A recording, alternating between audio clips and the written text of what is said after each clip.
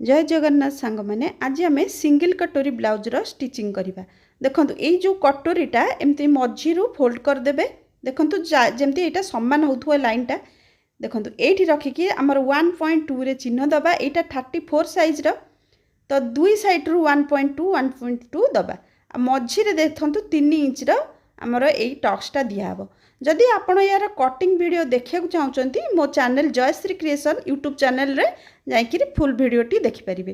तापर देखो ये आम स्टिचिंग करदे। तापर जो एक्स्ट्रा कपड़ा गुड़ा अच्छी आम कटिंग करदे।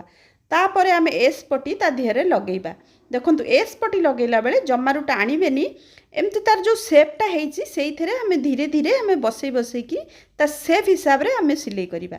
देखो आमर सिलाई हो गला। एबे आम ता देहरे आम बेल्टटा जॉइंट करवा। बेल्ट जॉइंट कला बेले दीटा एक साइड रे आपण समान भाबे जॉइंट करिवे ताले जाईकरी आमर हुक पट्टी आई पट्टी छोट बड़ हबनी।